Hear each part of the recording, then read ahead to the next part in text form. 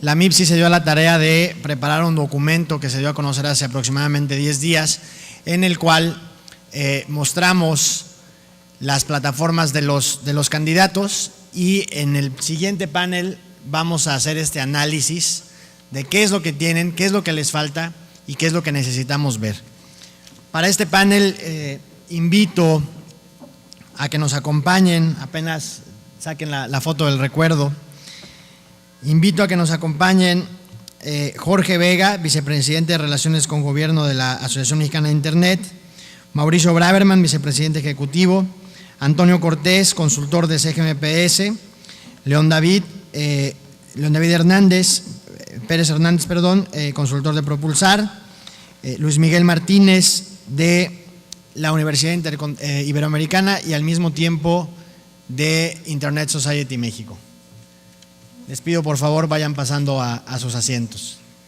Pues muy bien, ya les iba yo diciendo que esta es una mesa en la cual se hizo un análisis de las plataformas electorales, y sin juzgar quién está mal o bien, lo que sí les puedo yo decir es que ninguno de los documentos es exhaustivo y por lo tanto todos son mejorables. Y para esto, bueno, pues vamos a platicar con estos expertos sobre qué es lo que realmente les falta a estas plataformas y qué debemos nosotros como usuarios de Internet estar empujando. Para eso voy a pasar la palabra directamente, les voy a pasar primero el micrófono, por allá, ahí hay uno y por acá otro para que lo tengan, pero le voy a pasar la palabra directamente a Jorge Vega, quien nos va a platicar de los temas regulatorios en ese sentido. Pero, perdón, antes de eso le voy a consultar a Antonio Cortés qué es lo que encontramos en este documento del que les platicaba, qué hallazgos tuvimos y cómo son mejorables, lo veremos después. Toño. Gracias, Julio. Buenas tardes a todos. Pues sí, la importancia de estos temas y el desarrollo que ha venido teniendo a lo largo de estos años nos llevó a la tarea de hacer un análisis de cuáles son las propuestas que hacen los partidos políticos en sus plataformas electorales. Tenemos al día de hoy registradas 4 plataformas electorales: la del Partido Acción Nacional, la de la coalición PRI-Partido Verde, la de la coalición PRD-PT Movimiento Ciudadano y la del Partido Nueva Alianza. En un principio eran 3 plataformas electorales, pero ya sabemos cuál fue el desenlace de la coalición PRI, Verde y Nueva Alianza. Nueva Alianza tomó su rumbo y propuso a su propio candidato presidencial. Ahora hay que tomar en cuenta que estas plataformas electorales son las plataformas que registraron los partidos ante el IFE como propuestas para este proceso electoral federal. Y es importante esto porque además de que son las propuestas de los candidatos a presidente, también son las propuestas de los partidos para el Congreso, para la Cámara de Diputados y la Cámara de Senadores. Es decir, además de que de aquí, de esas plataformas, van a derivar las políticas públicas, los planes y los programas de gobierno, también pueden derivar una serie de iniciativas que se presenten en el Congreso de la Unión para impulsar esos temas relacionados con tecnologías de la información e Internet. No me gustaría hacer una mención exhaustiva de cada una de las propuestas porque son bastantes, pero sí destacar las más importantes. Por ejemplo, empezando por el Partido Acción Nacional, tenemos que el PAN hizo un listado de propuestas en diferentes temas. Hace rato decía Santiago Gutiérrez que no hay actividad humana que hoy no haya sido impactada por el Internet y por las tecnologías de la información. Entonces, lo que hace el PAN es que de todas estas actividades y rubros de gobierno, por ejemplo, salud, educación, seguridad pública, cultura, hace propuestas específicas para el uso y la aplicación de tecnologías de información e Internet. Por ejemplo, en el caso de seguridad pública, que como todos sabemos es un tema que ha sido de gran importancia para el actual gobierno, Propone el uso de las redes sociales para la denuncia anónima, el uso de tecnologías de la información para la inteligencia del Estado mexicano. Propone también el uso de las tecnologías de la información para la educación, para la salud, para la cultura. Propone el uso de Internet en las bibliotecas. La propuesta del PAN es más transversal, no propone una instancia que coordine todas estas políticas en materia de tecnologías de información, sino que lo maneja por temas. A diferencia del PRI, por ejemplo, que sí propone una instancia coordinadora de las políticas públicas en materia de ciencia y tecnología, pero haciendo énfasis en las tecnologías de la información, en educación, en salud, en cultura y en desarrollo económico. Entonces, el PRI propone una instancia que coordine todas estas cuestiones de ciencia y tecnología, incluidas las tecnologías de la información. También el PRI es el único partido que, al menos en su plataforma electoral, menciona la creación de una agenda digital, que incluya todos estos temas y que articule las políticas públicas que van a regir en caso que lleguen al gobierno. El PRD centra su propuesta en el acceso universal a Internet y en llevar y elevar a rango constitucional el derecho al Internet, que ya se comentó en el panel anterior, pero el PRD centra su propuesta en eso y también centra su propuesta en la disminución de costos, en la competencia en el mercado. El PRI también lo hace, el PRI también habla de reducir los costos, de elevar la competencia, y finalmente Nueva Alianza enfoca, al menos en su plataforma electoral, habla mucho de las tecnologías de la información aplicadas a la educación. Esa es su propuesta central. En el debate el candidato habló del derecho a Internet, también a nivel constitucional, pero eso ya en el debate. En la plataforma electoral, Nueva Alianza es el que menos propone, al menos en este documento, ¿no? Muy bien, muchas gracias, Toño. Creo que entonces coincidimos en que hay todavía algunas áreas de oportunidad para estas propuestas de agenda propuestas de plataforma y también de lo que se mencionó en el debate, ¿cierto? Definitivamente, y además no hay que perder de vista que el Ejecutivo Federal actual presentó una propuesta ya de agenda digital, la industria presentó una propuesta de agenda digital junto con el Congreso. En el mismo Congreso quedaron pendientes iniciativas y propuestas muy puntuales que integran una agenda legislativa de muchísima importancia sobre estos temas de Internet y tecnologías de la información, y que definitivamente cualquier plan de gobierno, cualquier programa de gobierno debe de retomar todos estos elementos y no centrarse únicamente en las propuestas que están haciendo en las plataformas electorales. Hay muchísimo de dónde agarrar, ¿no? Hay muchísimas propuestas y creo que todas deben de ser incluidas, ¿no? Definitivamente las plataformas electorales deben enriquecerse, hay mucho de dónde. Muy bien, y ahora sí pasamos en temas regulatorios, ¿qué es lo que le hace falta a estas plataformas? Bueno, buenas tardes a todos, bienvenidos y celebremos el Día de Internet, ¿no? La buena noticia es que en todas las plataformas, como exige el COFIPE, como de instrumento jurídico, sí hay una mención a la importancia de las tecnologías de información y comunicación. Y especialmente se menciona a la Internet como un habilitador de oportunidades, de productividad, de mejorar eficiencias en el gobierno y de tener también impacto en educación, por ejemplo, y en salud. Quisiera sumarme un poquito a mi colega y decir que las plataformas es el documento jurídico, por supuesto, más importante, pero también hay programas de gobierno y hay algunos anuncios de prensa. Por ejemplo, hoy la candidata Josefina Vázquez Mota ha anunciado la creación de una agenda digital. Ha dado algunos detalles que más adelante vamos a mencionar. ¿Por qué es importante el entorno legislativo y regulatorio? Para quienes están familiarizados con el Consejo Económico Mundial o World Economic Forum, ellos analizan qué tan están preparados los países en materia de tecnologías de información y comunicación. Esto tiene una correlación muy importante, casi del 90%, cuando ellos miden el índice de competitividad global. Y al analizar la situación regulatoria, el entorno propicio, legislativo y regulatorio de México para favorecer realmente un crecimiento, un estímulo de las tecnologías de información y comunicación, que a su vez devengarían en mayor competitividad del país, sitúa a México en un ranking que es el del 70 en un número de 120 países, con lo cual hay una alarma ahí que nos está indicando algo. Mencionó también mi colega unos antecedentes importantes, hay una agenda de la industria, hay una agenda de alguna manera reducida que ha propuesto el gobierno de turno y tenemos también este insumo de las plataformas electorales. Me voy a concentrar en algunos temas que me parece que son los más claves. Hemos hecho un análisis muy detallado en AMIPSI y va a haber una presentación y un estudio que después Julio César nos va a comentar más adelante, con lo cual van a tener información más en detalle.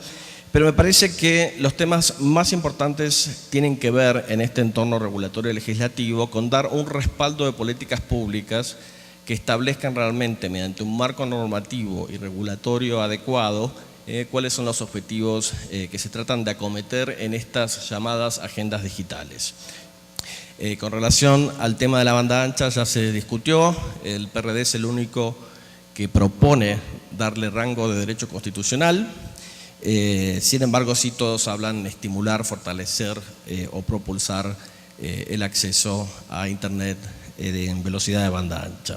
Un concepto interesante del PRD es que habla también de acceso universal en todo el territorio, con lo cual es un poquito más específico en este tema. Para terminar, comentar un poquito este tema de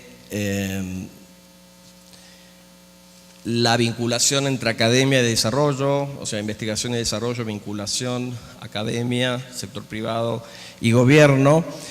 Hoy en la agenda digital enunciada por la candidata del PAN sí se menciona que quiere fortalecer esta vinculación, no hay demasiados detalles. En el tema del PRI sí habla específicamente de apoyar la investigación y el desarrollo tecnológico, fomentar la innovación, es también un enunciado bastante vago, pero sí lo menciona. Y en el tema del PRD tiene también una característica especial, más específica, que habla de mecanismos fiscales que incentiven este tipo de vinculación. Con el tema del marco regulatorio, como dije, y con esto termino, que responda a estos estándares y prácticas internacionales donde la industria, por el dinamismo de las nuevas tecnologías, tiene que jugar un papel muy importante en materia de autorregulación e impedir que con una sobreregulación de alguna manera se neutralicen los efectos de la innovación. Ninguna de las plataformas dice algo y creo que la voz de la industria tiene que escucharse.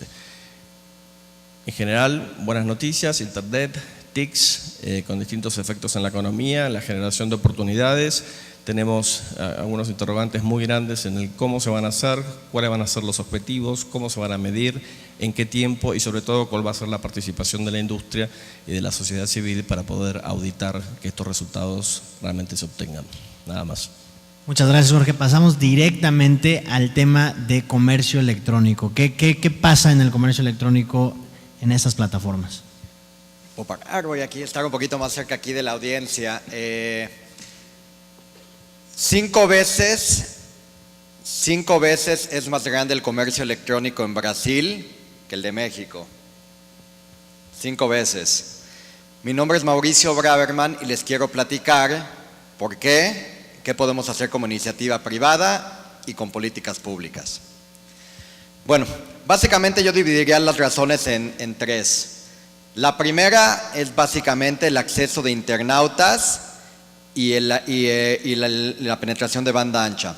Es decir, si tuviéramos más internautas, ya hablamos de los 40 millones hoy en día, pero si tuviéramos más internautas y esos internautas navegaran a una velocidad mayor a los 2 o 3 o 4 o 5 megas que se habló, seguramente estos internautas se volverían en e-compradores.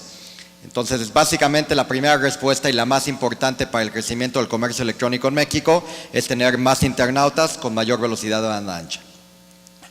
La segunda respuesta más importante está relacionada a la penetración de los servicios financieros. Es decir, yo puedo tener un internauta que a su vez tiene una computadora, que a su vez tiene un buen acceso a Internet, pero si no tiene un medio de pago con qué pagar, pues básicamente la ecuación de comercio electrónico se rompe. Afortunadamente en México tenemos muchas personas, se habla de una población económicamente activa alrededor de 42 millones de habitantes, muchos jóvenes, y la mayoría de ellos ya tiene un producto con que pagar, es decir, ya tiene una relación financiera, tiene una cuenta de prepago, de débito o de crédito con su banco. Entonces realmente el reto que tenemos ahí es principalmente habilitar que estas cuentas ya existentes se puedan utilizar para internet y que cuando uno está, como dicen literalmente, comprando en pijama desde su casa, realmente pueda con pocos clics poder comprar algo sin necesidad de tenerse que pagar e ir quizás a una tienda de conveniencia a depositar. Y la última razón viene relacionado a los comercios y a la percepción de seguridad de los usuarios. Es decir, más o menos el 75% del comercio electrónico en México se hace en el famoso sector de viajes y entretenimiento. Por ejemplo, gente que compra un boleto de avión o que hace una reserva de hotel en línea. Solo 25% se hace en lo que le llamamos el e-tailers o en compras de artículos como puede ser una computadora o puede ser una música digital o puede ser ropa, etcétera. Entonces el gran reto que tenemos en México es en incrementar la participación del e-tailing en México, desde el punto de vista de los comercios, y desde el punto de vista de los usuarios es el trabajar la percepción de seguridad y de uso de los datos personales. Evidentemente hay una ley de datos personales, pero cuando hemos hecho encuestas sobre qué es necesario o qué le haría sentir más cómodo a la gente, es precisamente el que sus datos personales se usen con cuidado, sean bien protegidos, también su información de pagos. Y específicamente lo que buscan es transparencia, es decir, que cada uno de nosotros sepamos transparentemente cómo se van a utilizar nuestros datos personales. Y el segundo es que yo tenga control sobre cómo se usan. Es decir, si yo no quiero que se compartan, que no se compartan, y si sí quiero que se compartan de una manera en que yo me sienta cómodo. Dados estos tres pilares, ¿qué es necesario dentro de la política pública y qué sería necesario dentro de lo que es la iniciativa privada? El primer pilar, que es el de acceso, el de internautas y el de banda ancha, ya no lo voy a tocar. Esto finalmente es una derivada de todo lo que se viene platicando. Si trabajamos una agenda digital nacional, incrementamos el ancho de banda, el número de internautas, por definición vamos a tener más compradores y por definición vamos a tener más comercio electrónico. Sobre la segunda, en términos de bancarización o incremento de los servicios financieros, claramente es un área donde sí hay cooperación, al igual que en la pasada, entre iniciativa pública e iniciativa privada. Curiosamente hoy empieza la convención bancaria en Acapulco, la que se hace cada año, y seguramente el tema de inclusión financiera será uno de los temas principales, pero hay mucho que hacer, hay mucho en términos de habilitación de débito, en habilitación de prepago, en habilitación de marcos regulatorios para que la inclusión financiera se pueda extender, y pues bueno, también es un tema que me llevaría bastante más del tiempo que hay acá. Ese es el siguiente pilar. Y en términos del tercer pilar, básicamente yo diría que es el seguir trabajando sobre lo que se ha venido trabajando. Ley de datos personales, ¿cómo nos aseguramos de que realmente se implemente, que sea bien entendida por todo mundo, que le dé la percepción de seguridad a la gente para que pueda transaccionar? Ese, digamos, sería el primer paso. El segundo paso, que no esté en manos de la iniciativa privada y quizás una ayuda del gobierno pudiera ser muy útil, es todo el tema del manejo del cybercrime o cibercrimen, y particularmente en términos de comercio electrónico. Yo creo que argumentaría que la iniciativa privada puede trabajar en habilitar los medios de pago de manera segura, pero en caso de que haya un fraude, ¿cómo finalmente podemos hacer que las autoridades, en los casos de que no se pueda solucionar entre los servicios financieros y los comercios, las autoridades realmente puedan atacar este tipo de temas? Y por último, el último dato que mencionaría es el tema de los famosos clusters o hubs que ya se refirió Jorge hace unos momentos. Es un tema que la iniciativa privada puede trabajar solos, pero ¿cómo nos aseguramos o cómo habilitamos que el siguiente Amazon salga de México, el siguiente Zynga que hace juegos por internet y que por ende habilita compras por internet, pues ojalá salga de México? Y esto es un trabajo mucho más complicado que quizás inclusive los otros. Implica cooperación entre la academia, la iniciativa privada, implica una labor de coordinación muy importante entre los gobiernos y este tipo de círculos, implica un sistema de capital de semilla de tal manera de que alguien que genera una buena idea y logra convencer que tiene mercados para su idea, realmente esta persona o este estudiante, como cualquiera de ustedes, pueda tener las estructuras tanto de la academia como de capital, como de inversión, como salida de esa inversión que les permitan a ustedes innovar y también tener resultado con sus innovaciones, como sucede en otros lugares como Silicon Valley. Resumiendo, son estos tres pilares: el tema de internautas, banda ancha, el tema de bancarización y medios de pago y el tema de seguridad, datos personales de los usuarios.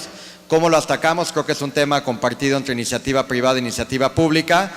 Por un lado, vemos con mucho gusto que el tema de ADN viene incluido en las tres plataformas con mayor o menor nivel de profundidad, pero en temas específicos quizás de comercio electrónico es algo que todavía no está muy profundizado en las plataformas, y quizás con este tipo de ideas y con este tipo de estudios que se han hecho, pues podamos comenzar un poquito más de profundidad. Pero en general, comparado con hace 6 años, creo que hay mucho más carne, mucho más formalización en estos temas de lo que había antes. Muchas gracias, Mauricio. Hablaste de usuarios, inclusión digital. ¿Qué tenemos que ver en este tema de inclusión digital? Y también no solamente se trata de navegar, sino de navegar educados. Luis Miguel. Bueno, pues lo que vemos en las propuestas de los candidatos tiene que ver, como ya se mencionaba, con el acceso universal a las tecnologías y la reducción de la brecha digital. En particular, la brecha digital pues surge de dos partes, ¿no? De la parte netamente de la infraestructura, del acceso a una infraestructura por razones técnicas o económicas, y el acceso a la tecnología, al contenido, por una brecha que tiene que ver estrictamente con motivos culturales. Entonces, bueno, sin particularizar en ninguna de las propuestas que tenemos, pues sí es preocupante que de la noche a la mañana empiezan a surgir múltiples agendas digitales cuando recién la COFETEL y la Secretaría de Comunicaciones y Transportes pues anuncian una agenda digital, y eso pues viene a complicar el panorama de establecer un plan único en el país para desarrollar las tecnologías de información y comunicación en el corto plazo. En particular, se retoma un poco la idea de la Internet Society, de Internet para todos. Y ahorita regreso a esta parte. La inclusión digital, pues bueno, empieza en todos los sectores de la sociedad. En estas agendas digitales, como ya se ha platicado, bueno, pues surgen temas como el turismo, la prevención del delito. Surge también el comercio digital. Es interesante hablar de lo que hoy sucede en Twitter, donde pues al menos 2 candidatos hablan sobre la brecha digital y sobre la celebración del Día de la Internet, ¿sí? Y bueno, pues al hablar de educación y considerando que ahí comienza la inclusión digital y la parte cultural de la Internet, pues se habla de temas que han sido recurrentes en el espacio público sobre la Internet, que tienen que ver con el acceso a bibliotecas, ¿sí? O extender el acceso al patrimonio cultural. Recordemos que tenemos los referentes de otros países en Latinoamérica donde la Internet es una plataforma creativa, no solamente de acceso, sino ya es una plataforma de creación de contenidos, y eso no se ve reflejado en los espacios digitales. Seguimos pensando como hace 10 años en que son espacios para el consumo en lugar de la producción, y eso puede ser un problema a largo plazo, porque nos puede relegar a ser la parte consumidora y no la parte productora. Se habla recurrentemente del tema de la banda ancha, y el tema de la banda ancha solo ataca este problema que tiene que ver con la infraestructura, no ataca directamente problemas de aprovechamiento de la banda ancha, e incluso, bueno, pues cómo va a llegar la banda ancha a lugares donde aún no llega la electricidad en el país. Se retoma este punto de los niños y el uso de la Internet para mejorar la educación, ¿sí? Y bueno, pues esto va a traer una serie de complicaciones, porque bueno, por todo el pasado que hay respecto a la educación y las TICs, ¿sí? Y bueno, pues eso lo tendrá que retomar cualquiera de los candidatos que sea elegido presidente o presidenta, ¿sí? Para la construcción de un nuevo espacio para la educación basado en la tecnología. Aquí resalta el punto de no solamente mejorar la base tecnológica instalada en las escuelas públicas del país, sino reformar los planes de estudio para considerar la tecnología. Y bueno, pues esta reforma comenzó hace muchos años, ¿sí?, con todos los planes que tiene la Secretaría de Educación Pública. Y pues el punto que aquí vemos como complicado es esta idea del Internet para todos, ¿no? Porque el tener Internet para todos implica un compromiso social que va más allá de la voluntad de ponerlo en un documento. ¿Por qué? Porque requiere que la sociedad se involucre en llevar el Internet a todos los lugares, ¿no? ¿Sí? Y de nuevo nos recuerda que la brecha digital no es solamente un problema de infraestructura, no es un problema de poder comprar una computadora, ¿sí? Hay quien propone pues, que las computadoras se abaraten de precio y bueno, pues se van a volver bonitos pisapapeles mientras no haya alguien que llegue y les enseñe a utilizar estas computadoras en la creación de contenidos. Entonces, para que realmente el Internet sea para todos, debemos de cambiar de paradigma de pensamiento, tener un pensamiento más estratégico y pensar en que para poder tener un comercio electrónico diseminado y para que la gente pueda aprovecharse de los beneficios de la sociedad de la información, pues realmente tiene que perderle el miedo y entrarle a utilizar la Internet con o sin ayuda de otras personas. Sí. Bueno, pues muy bien, pues escuchamos muchas cosas, muchas gracias Luis Miguel. Y bueno, lo primero que obviamente surge es que para todo esto se requiere de coordinación. ¿Cómo nos vamos a coordinar para esto? León David. Muchas gracias a la MIPSI y gracias por invitarnos. Buenas tardes a todos. Feliz Día de la Internet. Bueno, yo me centraría en algunas preguntas. Me gusta empezar por las conclusiones. Una de las conclusiones o preguntas que me llevan a conclusiones sería: ¿cómo vemos a las TIC en nuestro país? Si las vemos como algo estratégico o como algo no estratégico. ¿Lo que el gobierno hace hoy para el desarrollo basado en las TICs es suficiente? Sería otra pregunta que yo me hice antes de subir a este foro. ¿Hay elementos suficientes para pensar que esto va a cambiar en la próxima administración? Si sí o si no, ¿qué hacemos? Y bueno, les quiero compartir un poco esas reflexiones, esas respuestas que yo mismo doy. Lo que primero mencioné de las TIC como un tema estratégico, como una herramienta estratégica, yo creo que este país no ve a las TIC como una herramienta estratégica. Y lo veo desde los hogares de mis amigos y amigas, ¿no? Que se oyen frases como: yo les dejo a mis hijos usar 40 minutos la computadora y si se portan bien y hacen la tarea, ¿no? En vez de pensar que quizá podrías ayudarles a que hagan la tarea usando el acceso a internet o la computadora. En muchas ocasiones en nuestra cultura es vista la herramienta como una herramienta de entretenimiento o para la pornografía o para estar chateando y en realidad hay, culturalmente hablando, hay poco entendimiento del factor estratégico de las TIC. Lo vemos también en las empresas. Por ejemplo, una aerolínea actualmente, si las TIC no fueran su herramienta fundamental, si no estuviera basada toda la estructura en las TIC, no podría funcionar. Básicamente, ustedes imaginen que se cae el sistema de alguna aerolínea. ¿Qué sucede? A veces pasa y se hace un colapso, no salen los vuelos, no se venden boletos. En algunas industrias el mismo mercado lo ha vuelto estratégico y las empresas que lo han entendido se han subido a la ola y han sobrevivido. En algunos otros definitivamente están fuera, ¿no?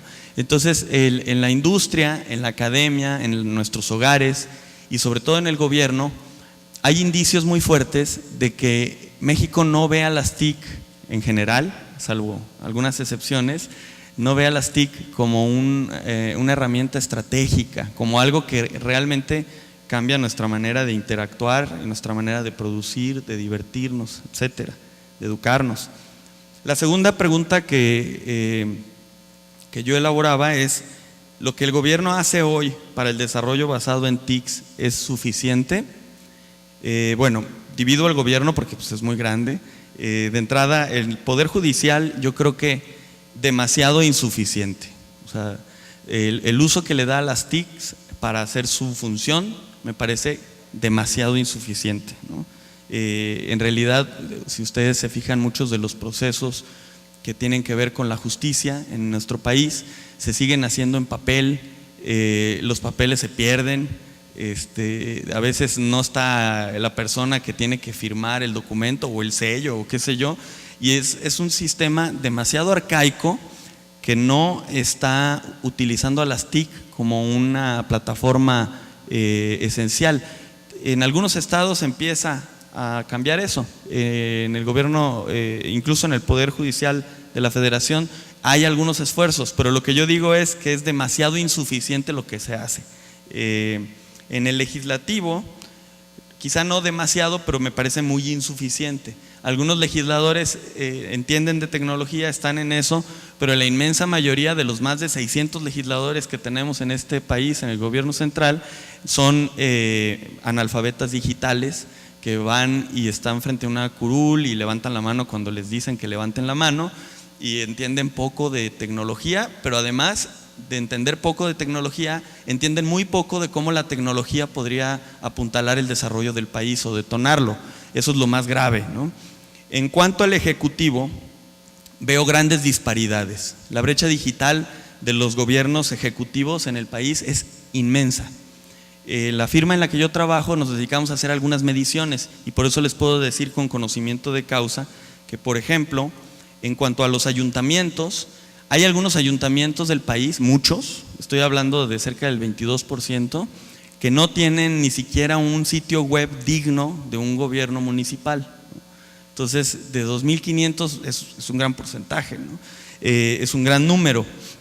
Sin embargo, hay algunas muy honrosas excepciones, por ejemplo el caso de Zapopan, que es un ayuntamiento aquí de la zona conurbada, para quienes vienen de fuera, es un excelente caso que vale la pena mencionar, ¿no? Pero la disparidad es tremenda y el promedio es muy bajo. El promedio de adopción y utilización de TICs como una herramienta fundamental, como una plataforma, es muy escaso. En los estados sucede lo mismo. En los gobiernos estatales hay gobiernos, voy a sonar localista, pero el gobierno de Jalisco le lleva muchísimo de ventaja al resto de los gobiernos estatales, al resto de las entidades, en cuanto al uso y adopción de TICs de manera estratégica. Y sin embargo vemos otros estados que, hay tantos que no quisiera mencionar uno porque es muy feo tener esa posición, pero hay muchos estados en donde si le preguntas al gobernador qué son TICs, a lo mejor no sabe, ¿no? Y más allá del acronismo me refiero al tema fundamental de que las TICs se vean como un habilitador del desarrollo. Es muy grave el atraso en los gobiernos estatales, y en el gobierno federal yo creo que este sexenio se ha hecho mucho, pero también me parece insuficiente, ¿no? Tuve oportunidad de trabajar en el gobierno federal este sexenio y desde dentro también he sido crítico, y ahora que estoy fuera más crítico todavía, y la verdad es que sí, el gobierno federal nos ha quedado a deber bastante como sociedad. Sin embargo, sí es muy superior lo que este sexenio se ha hecho comparado con otros sexenios. Quizá también sea una tendencia natural de este proceso de adopción de las TICs, pero una cosa que yo le valoro mucho al gobierno federal es que por fin logramos publicar una agenda digital que tiene mucha validez porque la publica el gobierno federal. Es cierto que hay otros esfuerzos de agenda digital, pero más bien fueron los que picaron las costillas o atizaron el avispero para que sucedieran otras cosas. En realidad, para ser muy honestos, el principal usuario de TICs de este país, el principal consumidor y usuario de TICs de este país por mucho, es el gobierno federal. Sigue siendo un país bastante centralista, y es por naturaleza y por sus atribuciones, el gobierno federal es quien lidera a este país, quien apuntala a este país en su parte más estructural en cuanto al rumbo en las TICs como motor del desarrollo. ¿Por qué es importante entonces la agenda digital? Porque sienta las bases. Es insuficiente, le falta, pero ya hay un primer documento. Esto obliga O sea, ya me parece curioso que los candidatos apenas empiezan a hablar del tema cuando pues ya en realidad hace un par de meses se publicó la agenda digital y es oficialmente la agenda digital del gobierno federal y por lo tanto del país.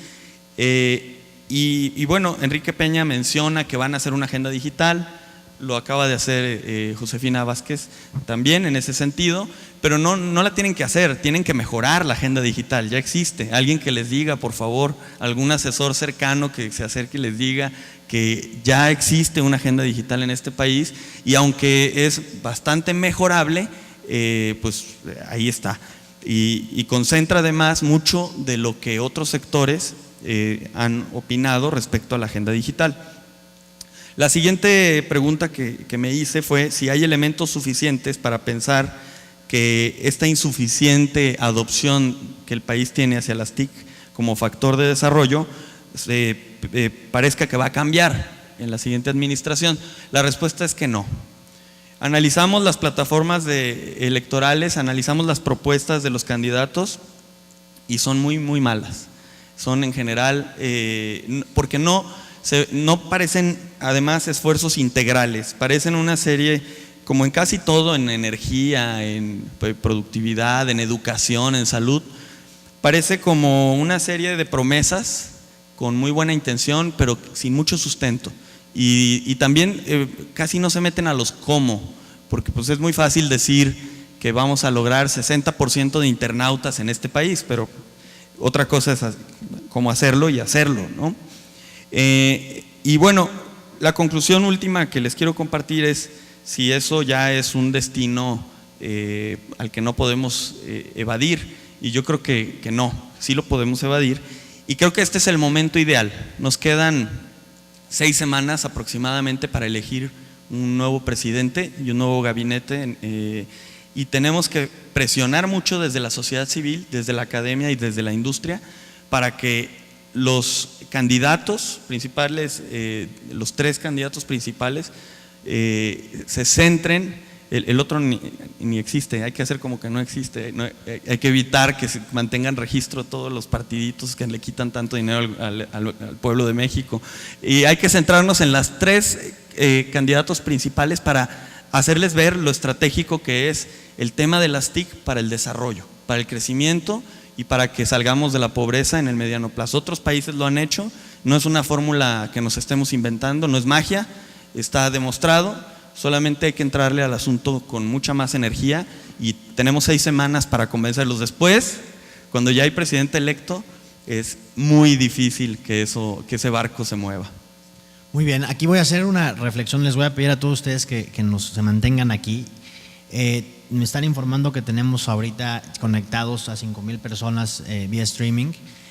Y bueno, hay una cuestión aquí bien importante, que ya analizamos las propuestas, ya todos vimos el debate, ya todos escuchamos, ya todos sabemos de qué se trata el asunto.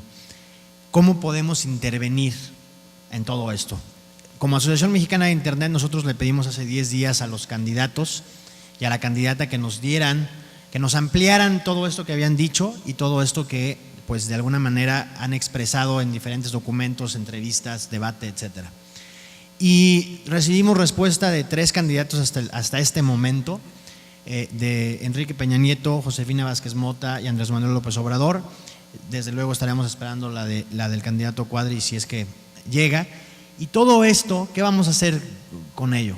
Lo vamos a integrar en un documento y todos ustedes van a poder participar opinando. Vamos a subir una encuesta a la página de la MIPSI, a mipsi.org.mx. Hoy mismo va a estar esa encuesta y esos resultados que se arrojen los vamos a concentrar en un centro, en un documento que va a crear el Centro de Estudios de Internet y Sociedad, que pues está administrado por gente del Tecnológico de Monterrey.